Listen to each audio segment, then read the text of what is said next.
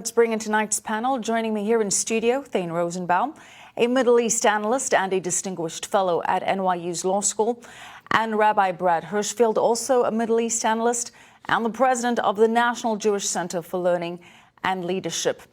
Thane, as Guy hit on in that piece, probably the most significant aspect of the story is Egypt's cooperation or lack of resistance on this front. It's no surprise that Hamas is trying to get weapons, but it may be surprising that Egypt has let these strikes go on.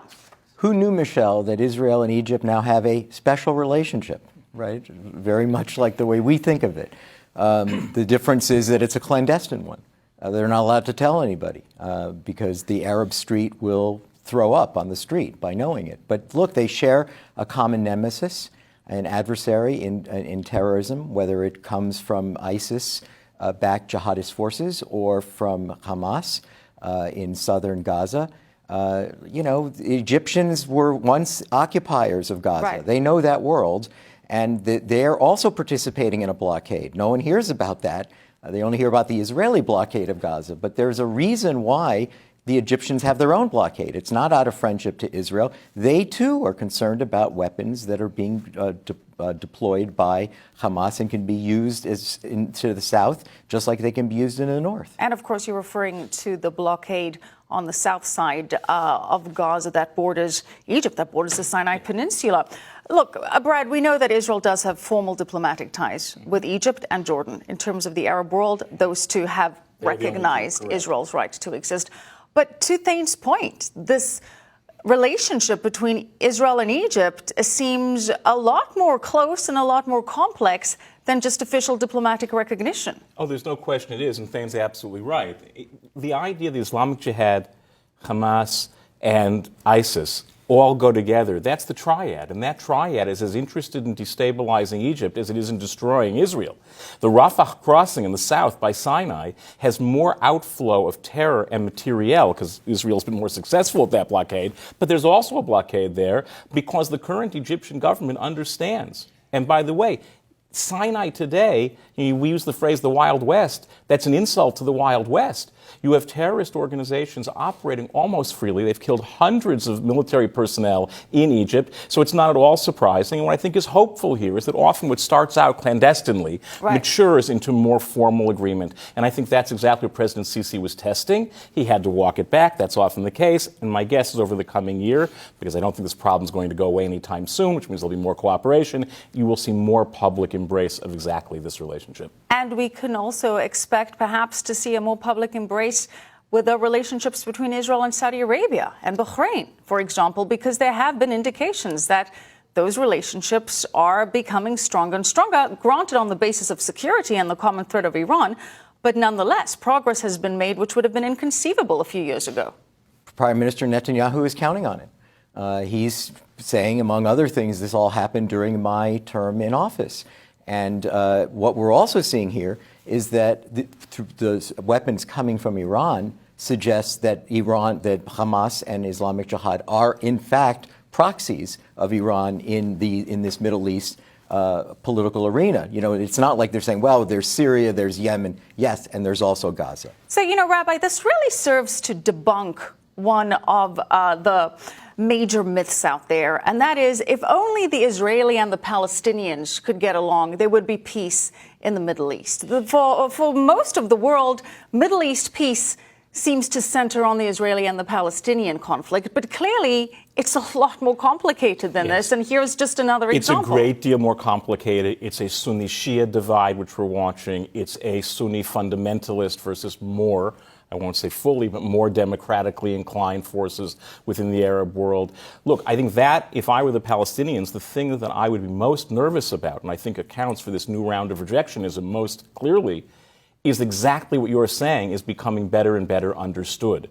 That the future of the peace in the Middle East, yes, it definitely hinges in part on the future of Israel and the Palestinians, but not exclusively. There are far deeper, and I would say in some ways far more complicated problems yet to be solved.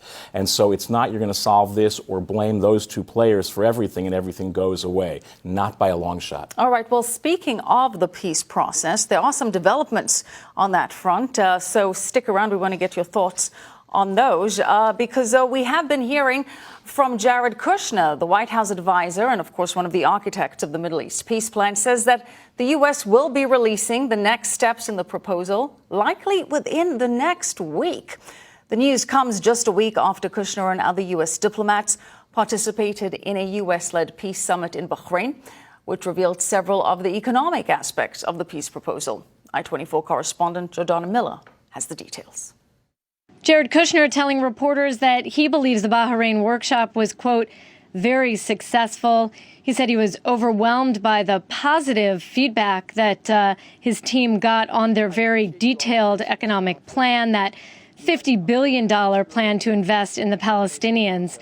He underscored the fact that this White House is very committed to, at the end of the day, coming up with a political solution and supporting better governance. And he said, even for the critics who said politics were off the table, they're simply uninformed because this is a goal of the White House's, and their economic plan won't succeed without that political solution.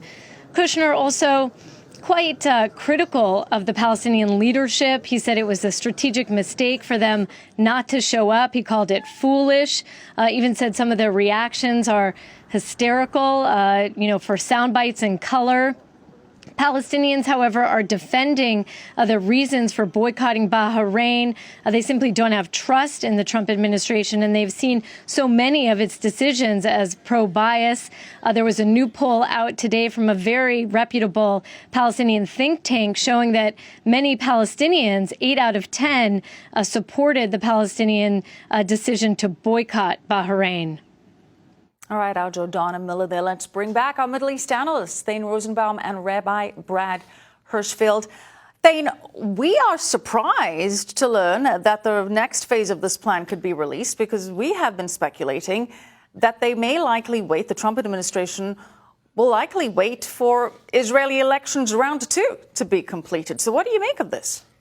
You know, you also don't hear, Michelle, them using the words deal of the century anymore or the ultimate deal. And it makes me think that they think that they're not going to get the outcome they want. But what they have been saying, though, is opportunity of the century, meaning the opportunity of the century for the Palestinians. That is some of the language that we were hearing out of Kushner and Greenblatt in Bahrain. Right. But back to the point that you and Brad made, if I was the Palestinians, I would be saying, given these alliances between Israel and Egypt and Saudi Arabia and other Persian Gulf countries, all because of their fear of Iran, is to say that Palestinians, look, you're becoming irrelevant in this discussion.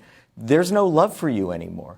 What we're seeing now is that, we were actually willing to host a conference, a workshop, without your participation. And we've got our own problems, and it's with Iran. And so we have other alliances with Israel. And so, yes, I mean, what you could say about what Kushner is saying, I think, is to say, we're going forward in presenting this plan. Regardless of leadership on either side, regardless of the Palestinian leadership showing up, and regardless of who may be the leader of Israel.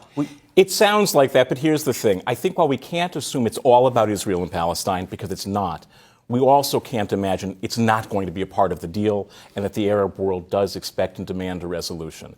So I think part of the wording that Kushner used is really telling. He talked about the response being hysterical and being erratic. Right. It does seem to me that it is fairly hysterical and I would say unwise and foolhardy. But it's not erratic at all. Erratic actually means to go back and forth. The Palestinians have been completely consistent in their response from the very beginning. They have said no. And what I do know is you don't make peace by telling other people what they're supposed to think. Even if it turns out you're right, people will hang on, especially in the Middle East, to a self-defeating idea far longer than makes any sense. So if we're going to get serious about making peace, at least in part, it involves making peace not only on the terms we think is rational, but also on the terms those we want to engage think of as rational. Well, the Palestinians have been consistent in never missing an opportunity to miss an opportunity. But that line is already so old. That's their consistency. And then at some point you have to make a decision. How do you want to move forward? Because being right doesn't seem to be, as you said, a path to being effective. But this is not good for the Palestinians. They have a long history of rejection and obstinacy. And here they are again saying, what? This plan is dead on arrival. Who talks like that? Dead on arrival? You don't even want to see it. You don't want to talk about it. You don't want to participate in a plan that's about your prosperity. Do you get the sense that the Trump administration is maybe giving up on this whole notion, Rabbi, in the 30 seconds that we have left? Like, let's just roll this out, let the chips fall as they may. Hey, we did our best. I don't think so. I think timing statements out of this administration are a little complicated, to say the least. I think that probably there's an appreciation something has to happen, but I think what they most importantly are going to have to accept is they went in thinking we'll bypass the leadership, we'll go with the Palestinian street.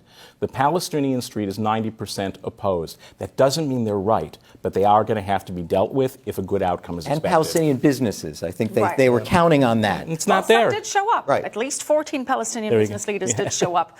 Thane, thank you so much as always. Rabbi Brad Hirschfield, appreciate it, and have a happy 4th of July. And you, Michelle. You too.